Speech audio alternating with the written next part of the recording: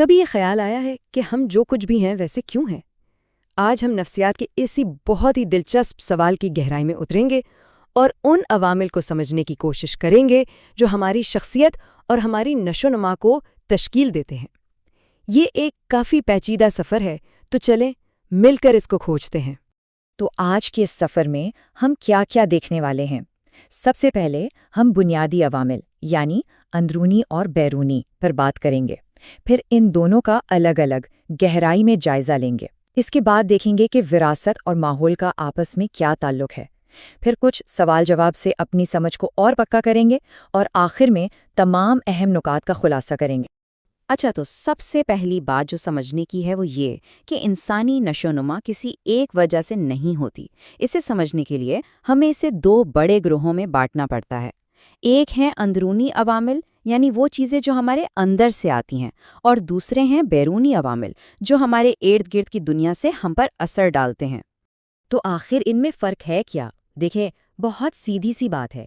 اندرونی عوامل وہ ہیں جو ہمارے اپنے وجود کا حصہ ہیں، جیسے ہماری جینیات، ہماری ذہانت یا ہمارے جذبات۔ دوسری طرف بیرونی عوامل وہ ہیں جو ہمارے آس پاس کی دنیا سے آتے ہیں، جیسے ہمارا خاندان کیسا ہے، ہمارا اسکول اور ہمارا معاشرہ۔ چلیں اب ذرا اندرونی عوامل کو گہرائی سے دیکھتے ہیں اور ان 4 اہم عوامل کو سمجھتے ہیں جو کسی بھی انسان کی نشوونما کی بنیاد رکھتے ہیں۔ ان چاروں عوامل کو ایک ٹیم کی طرح سمجھیں۔ وراثت یعنی ہیریڈیٹی ہمیں ہمارا بنیادی نقشہ دیتی ہے کہ ہماری صلاحیتیں کیا ہو سکتی ہیں۔ ہمارے جذبات، چاہے وہ خوشی کے ہوں یا غصے کے، اس سفر کی سمت طے کرتے ہیں۔ ذہانت ہمیں راستے میں چیزوں کو سیکھنے اور مسائل کو حل کرنے میں مدد دیتی ہے، اور ہماری صحت اس پورے سفر کے لیے ایک ایندھن کی طرح ہے۔ اگر ان میں سے کوئی ایک بھی کمزور پڑ جائے تو پورا سفر متاثر ہو سکتا ہے۔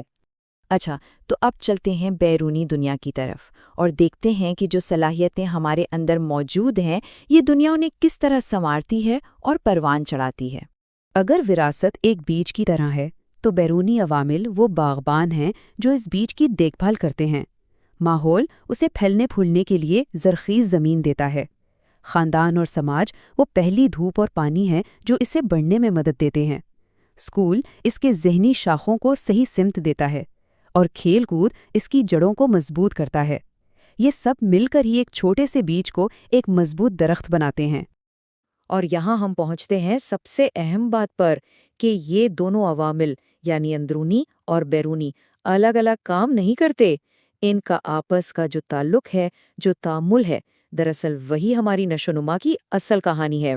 اس تعلق کو سمجھنے کے لیے ایک بہت ہی خوبصورت مثال دی جاتی ہے۔ سوچیں کہ وراثت ایک آرکیٹیکٹ کے بنائے ہوئے گھر کے نقشے کی طرح ہے، یعنی ایک بلو پرنٹ۔ وہ یہ تو بتا دیتی ہے کہ گھر کیسا بنے گا، اس میں کتنے کمرے ہوں گے، لیکن اس گھر میں کون سا رنگ ہوگا، کیسا فرنیچر ہوگا، اسے سجایا کیسے جائے گا، یہ سب ماحول طے کرتا ہے۔ اچھا، تو اب جب ہم نے بنیادی باتیں سمجھ لی ہیں تو چلیں کچھ سوالوں کے ذریعے اپنے علم کو اور پختہ کرتے ہیں۔ یہ ایک بہترین طریقہ ہے یہ جانچنے کا کہ یہ سارے ٹکڑے آپس میں جڑتے کیسے ہیں۔ ہمارے پہلے 2 سوالات بالکل بنیادی ہیں۔ پہلا کہ آخر ہمیں یہ سب جاننے کی ضرورت ہی کیوں ہے، اور دوسرا یہ کہ جن 2 بڑے گروہوں کی ہم نے بات کی، اندرونی اور بیرونی، ان میں آخر اصل فرق کیا ہے۔ ذرا ایک لمحے کو خود سوچنے کی کوشش کریں۔ تو دیکھیں، اس علم کا سب سے بڑا فائدہ یہ ہے کہ یہ والدین اور اساتذہ کو یہ سمجھنے میں مدد دیتا ہے کہ کسی بچے کی نشوونما کیسی ہو رہی ہے اور اسے کہاں مدد کی ضرورت ہے۔ اور جہاں تک فرق کی بات ہے تو یہ بہت سادہ ہے۔ اندرونی عوامل ہمارے اندر سے آتے ہیں، جیسے وراثت، اور بیرونی عوامل ہمارے باہر کی دنیا سے، جیسے ہمارا خاندان اور ماحول۔ اب ذرا اس بحث کے 2 سب سے بڑے کھلاڑیوں پر بات کرتے ہیں۔ وراثت یعنی وہ جو ہمیں قدرت سے ملا ہے، اور ماحول یعنی وہ دنیا جس میں ہم بڑے ہوتے ہیں۔ یہ دونوں کیسے اثر ڈالتے ہیں؟ جواب یہ ہے کہ وراثت جینز کے ذریعے والدین کی خصوصیات بچوں تک پہنچاتی ہے، جو ان کی ذہنی اور جسمانی صلاحیتوں کی بنیاد بنتی ہے، جبکہ ماحول وہ تمام بیرونی حالات ہیں جو اس بنیاد پر عمارت کھڑی کرتے ہیں، ہمارے خاندان سے لے کر اسکول اور پورے معاشرے تک۔ اب آتے ہیں سب سے اہم سوال کی طرف کہ یہ دونوں یعنی وراثت اور ماحول مل کر کیسے کام کرتے ہیں، اور ساتھ ہی یہ بھی دیکھتے ہیں کہ ایک اہم اندرونی عامل یعنی ہمارے جذبات ہماری نشوونما پر کیسے اثر ڈالتے ہیں۔ تو یہاں ہم ایک بار پھر اسی خاکے اور رنگ والی مثال پر آتے ہیں جو اس تعلق کو بہترین طریقے سے سمجھاتی ہے۔ اور جہاں تک جذبات کی بات ہے تو یہ بہت واضح ہے کہ اگر کوئی بچہ جذباتی طور پر مستحکم ہے، خوش ہے، تو اس کی نشوونما بہتر ہوگی، جبکہ ڈر، خوف یا غصہ جیسے منفی جذبات اس کی نشوونما میں رکاوٹ بن سکتے ہیں۔ چلیں اب ایک قدم آگے بڑھتے ہیں۔ ایک طرف ایک بیرونی ستون ہے، ہمارا خاندان اور سماج، اور دوسری طرف ایک اندرونی ستون، ہماری صحت۔ دیکھتے ہیں کہ یہ دونوں ہماری نشوونما کی عمارت کو کیسے متاثر کرتے ہیں۔ جواب بالکل صاف ہے، خاندان ہماری پہلی تربیت گاہ ہے، جہاں ہم سماجی دنیا کا پہلا سبق سیکھتے ہیں، اور دوسری طرف ہماری جسمانی صحت یہ طے کرتی ہے کہ ہم اس سفر پر چلنے کے لیے کتنے تیار ہیں۔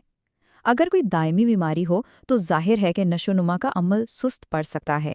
ہمارے آخری 2 سوالات، ایک تو یہ کہ اسکول اور اساتذہ کا ہماری نشوونما میں کیا کردار ہے، اور دوسرا وہ سب سے بڑی بحث کہ فطرت زیادہ اہم ہے یا پرورش، یعنی وراثت کا پلڑا بھاری ہے یا ماحول کا۔ تو اسکول ہماری ذہنی اور تعلیمی نشوونما میں ایک بنیادی کردار ادا کرتا ہے، اور آخری اور سب سے اہم نقطہ، وراثت اور ماحول میں سے کوئی ایک بھی دوسرے سے زیادہ اہم نہیں ہے۔ یہ کوئی مقابلہ نہیں ہے، بلکہ یہ ایک شراکت داری ہے، دونوں ایک دوسرے کے بغیر ادھورے ہیں۔ چلیں اب تک ہم نے جو کچھ سیکھا ہے اسے ایک تفصیلی چیٹ شیٹ اور ایک حتمی خلاصے کی مدد سے سمیٹتے ہیں۔ دیکھیں، یہ چیٹ شیٹ ایک نظر میں ساری کہانی بیان کر دیتی ہے۔ اس میں ہر عامل کو اس کے زمرے کے ساتھ دکھایا گیا ہے، جس سے پورے تصور کو سمجھنا بہت آسان ہو جاتا ہے۔ یہ صاف ظاہر کرتا ہے کہ اندرونی اور بیرونی عوامل مل کر کیسے کام کرتے ہیں۔ تو حاصل کلام کیا ہے؟ یہی کہ نشوونما اندرونی اور بیرونی عوامل کا ایک ملا جلا نتیجہ ہے۔ وراثت ہمیں ایک خاکہ دیتی ہے اور ماحول اس خاکے میں رنگ بھرتا ہے۔ کوئی بھی ایک دوسرے کے بغیر مکمل نہیں ہے، اور ہماری بہترین نشوونما کے لیے دونوں ہی بے حد ضروری ہیں۔ اور جاتے جاتے ایک سوال سوچنے کے لیے چھوڑے جاتے ہیں۔